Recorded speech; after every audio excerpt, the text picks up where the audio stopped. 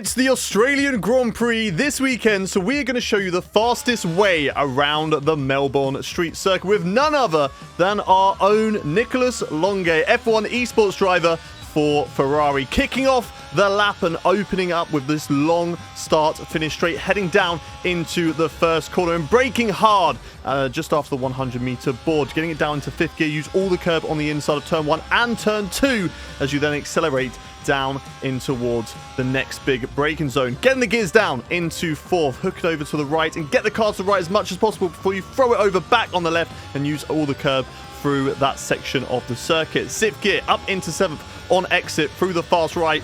Little dab of brake down a sixth gear using all the curb. Once again, a really fast flowing section of this circuit. Now it is flat out. Try and keep the car as close to the right hand side as you possibly can, then back over to the left. Keep it nice and tight to gain all the time that you can over there. Then get right up close to the wall on the outside, drop it down to seventh gear through the left, then the right chicane, and it is vital that you use as much curb as you can possibly get away with running over those curbs. Heading through the right hander now, big braking zone, dropping it down to fourth and using all the curb on exit. Little drop down into fifth, a little dab of brake there through the right hander. Then last proper corner through the left-hander, down into third gear, easy on the throttle through the right-hander. You can easily let the lap fall away from you in that part of the circuit, and that is a hot lap from Nicolas Longuet around the Melbourne street circuit that he puts in a 1:15.999. Now the part that you're all wanting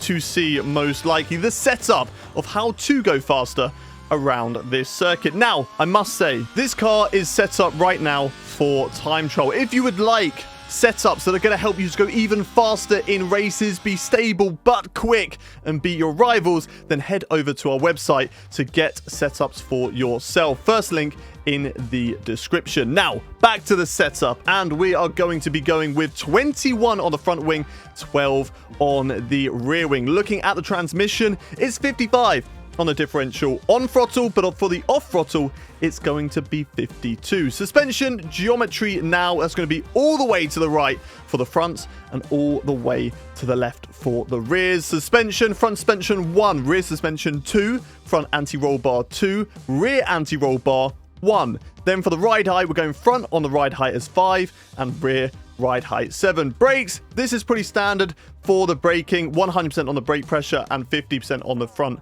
brake bias. And then, as of course this is time trial, the tire pressures are set up for this. Front tire pressures 22.5, rear tire pressures 23.0. And like I said, if you want to go check out what a race setup is going to be like for online, check us over at Sim Racing Centre. First link in the description.